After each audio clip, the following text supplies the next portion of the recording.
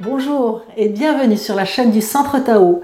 Je suis Isabelle Zovzak, thérapeute et formatrice en médecine traditionnelle chinoise et également ambassadrice du Tao.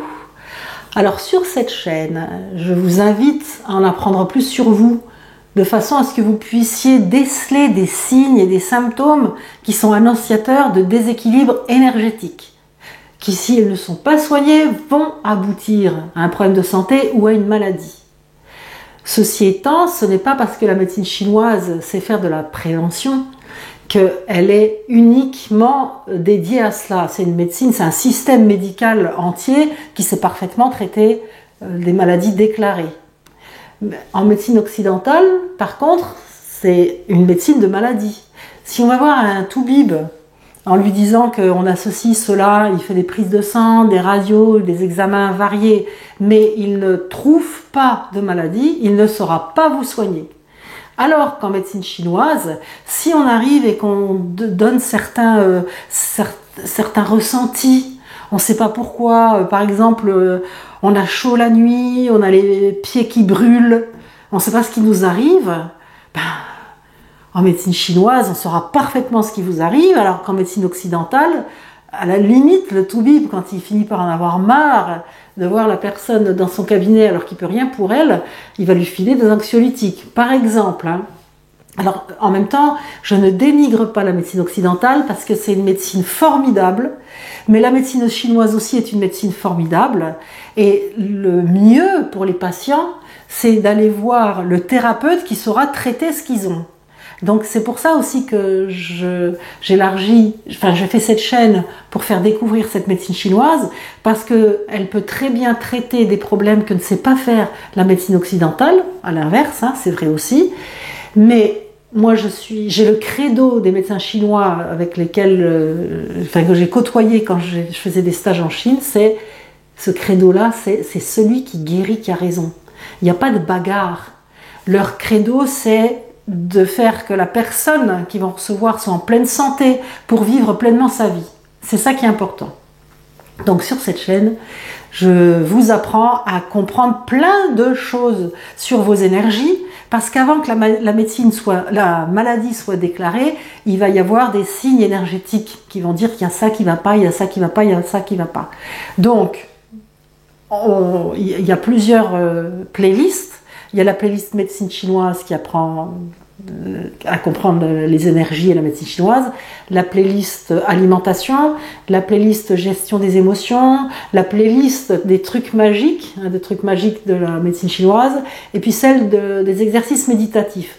Alors, je donne beaucoup d'astuces sur cette chaîne, néanmoins, c'est toujours bien d'aller consulter un thérapeute en médecine traditionnelle chinoise pour faire un bilan complet et au besoin faire un traitement adéquat pour se rééquilibrer et ne pas se limiter à certaines astuces qui vont atténuer des symptômes. Mais les astuces, elles atténuent les symptômes, elles ne traitent pas le fond. Et il faut traiter le fond. Alors, le but de cette capsule, c'est de vous expliquer comment choisir entre un thérapeute en médecine chinoise, un acupuncteur, un énergéticien ou un naturopathe, etc. Et ça, je le fais parce que je vois régulièrement, très régulièrement, des personnes qui viennent et qui me disent « Bon, moi, j'ai déjà vu un thérapeute en médecine chinoise, donc je demande quel a été son diagnostic et quel a été son traitement. Le diagnostic, j'entends des trucs qui n'existent pas en médecine chinoise, des syndromes complètement farfelus. Et les traitements, c'est pas de la médecine chinoise, ça va être, on propose, je sais pas moi, de la spiruline, de l'ashwagandha, des différents compléments alimentaires, mais ce n'est pas de la médecine chinoise. Et il y a des personnes qui s'autoproclament thérapeutes en médecine traditionnelle chinoise. Il y a également des acupuncteurs qui se disent thérapeutes en médecine traditionnelle chinoise. Acupuncteur, ce n'est pas thérapeute en médecine traditionnelle chinoise, c'est acupuncteur. Donc, comment trier le bon grain de livret? Alors, c'est très simple. Un thérapeute en médecine traditionnelle chinoise, il va proposer comme traitement de la pharmacopée chinoise, c'est-à-dire des plantes, de la pharmacopée chinoise. Alors, la pharmacopée chinoise, ce n'est pas des plantes qui viennent de la Lune, ou des trucs pas possibles. Ce sont des formules avec différentes plantes pour travailler avec de la synergie des plantes et pour s'adapter au terrain de la personne. Par exemple, quelqu'un qui a mal à l'estomac, on ne lui donnera pas, on lui prescrira pas les mêmes plantes si la personne préfère boire chaud ou si elle préfère boire froid, parce que ça voudra dire que la température dans son estomac n'est pas la même et donc les douleurs dans l'estomac n'ont pas la même source. Donc on va traiter différemment. Et en Chine, la première intention de soin, c'est toujours les plantes, parce que c'est ce qui soigne de manière le plus durable et le plus efficace. C'est la manière la plus foncière de traiter. Donc, on traite avec de la pharmacopée chinoise. On fait aussi de l'acupuncture, de la diétothérapie, c'est-à-dire on dit aux gens comment manger. Je vous explique. Si quelqu'un a ce qu'on appelle une chaleur de l'estomac, il fait trop chaud dans son estomac et il peut avoir une gastrite, un ulcère, mais c'est pas parce qu'il fait trop chaud dans l'estomac que c'est la cause de tous les ulcères et de toutes les gastrites. Il y en a, il fait froid dans leur estomac, ils vont aussi avoir un ulcère et une gastrite. C'est juste qu'on ne les soignera pas de la même façon. Bref, je reviens à ma personne qui a de la chaleur dans l'estomac. Si on lui prescrit des plantes qui vont rafraîchir son estomac, mais qu'à côté de ça, elle mange du piment tous les jours, on ne la soignera jamais. Donc, un thérapeute en médecine traditionnelle chinoise va lui proposer les plantes adaptées et l'alimentation adaptée. Il va éventuellement lui faire de l'acupuncture, ça peut très bien aider, notamment avec un 44 estomac, s'il y a une chaleur de l'estomac. Et donc quoi Et puis oui, il y a la médecine manuelle aussi, les tuinades, c'est-à-dire certains massages. Quelqu'un qui a mal au dos, par exemple, un thérapeute en médecine traditionnelle chinoise va piquer, donc mettre des aiguilles. Ensuite, il va masser, il va aussi chauffer. Alors il peut masser et mettre les aiguilles après, chauffer, etc. Donc il fait un traitement local. Il va prescrire des plantes pour que la personne se guérisse plus vite et plus durablement de son mal de dos.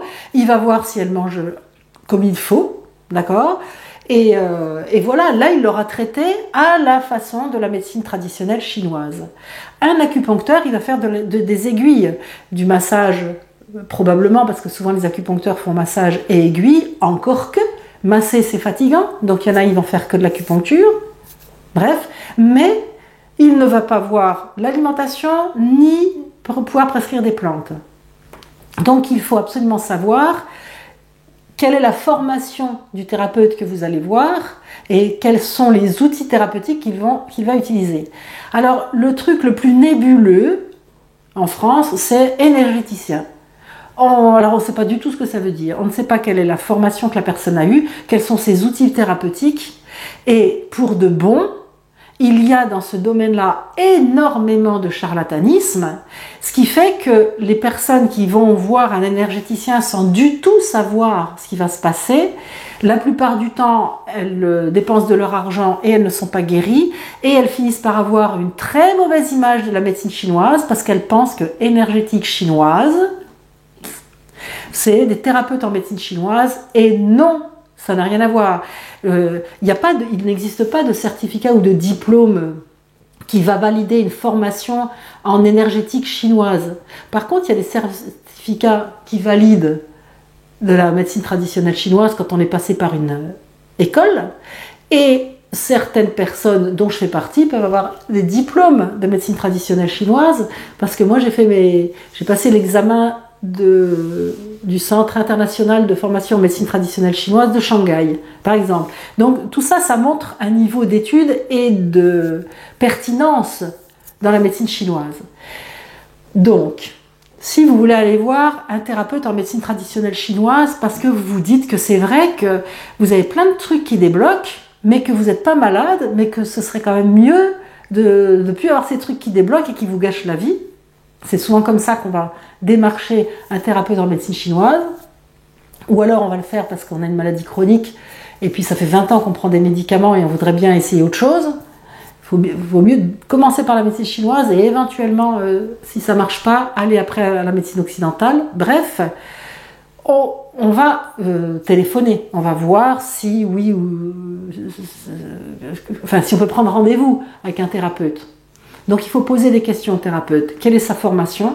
Quels sont ses certificats et diplômes? Quels sont ses outils thérapeutiques? Est-ce qu'il fait de la pharmacopée, de l'acupuncture, de la diétothérapie, etc. Ensuite, vous allez choisir. Par exemple, si on est stressé, une séance d'acupuncture de temps en temps, ça peut très bien être votre réponse. Si ça ne marche pas, il faut peut-être aller vers les plantes. Mais si vous avez par exemple une polyarthrite rhumatoïde, l'acupuncture ça peut vous soulager ponctuellement, mais ça ne traitera jamais le fond. Et là, il faut absolument prendre des plantes. Hein, donc ça, tout dépend de votre démarche. Mais il faut absolument téléphoner, poser des questions et voir quand on va chez cette personne si justement il y a des certificats ou des diplômes qui sont affichés. Et puis après, il y a comment va se dérouler la consultation. Mais ça, je vais faire une autre capsule parce que sinon celle-là serait beaucoup trop grande. Donc vous avez bien compris, démarcher un thérapeute en médecine traditionnelle chinoise, c'est comprendre ce qu'on va vous proposer, comme ce que la personne aura fait comme formation et ce qu'elle proposera comme outil thérapeutique. Alors, on peut chercher sur Internet, maintenant ça c'est sûr, vous pouvez m'écrire aussi, parce que j'ai certains contacts. Donc il faut m'écrire à isabelle@centre-tao.com. Et regardez dans vos spams si vous ne voyez pas arriver la réponse ou me rentrez dans vos contacts parce que moi, comme je n'ai pas une adresse mail gmail.com, mais c'est centretao.com, souvent j'atterris en spam. Mais alors j'ai des contacts ou alors je pourrais vous guider pour trouver un thérapeute. Sinon, vous pouvez aller aussi sur le site Médoucine, Médoucine, comme médecine mais douce. Médoucine. Là, il y a une liste de thérapeutes avec des avis qui sont donnés et c'est une très bonne façon de faire sa recherche. Donc voilà pour ça. Alors, la médecine chinoise, je disais que c'est de la prévention. Moi aussi, je fais de la prévention et de toute façon, quand quelqu'un vient me voir, je regarde tout son environnement et notamment ce qu'il mange, s'il mange correctement. Les bases de la diététique chinoise, c'est des bases diététiques de pleine santé. Et si vous voulez les connaître, il suffit, et que vous ne l'avez pas encore, il suffit de télécharger l'e-book gratuit que je propose à la fin de cette vidéo. Donc il suffira de cliquer sur le bouton télécharger le bonus et vous aurez l'e-book de la diététique chinoise. Si vous voulez aller plus loin, comprendre plus de choses, voir certaines conférences gratuites que je donne régulièrement, vous pouvez aller sur mon site www.centre-tao.com. Vous allez dans formation et il y a une liste de formations qui sont payantes, mais aussi de conférences gratuites et il y a plein de choses à apprendre pour vous. On se retrouve dans la prochaine capsule pour savoir comment se déroule une consultation en médecine traditionnelle chinoise. Ciao, ciao!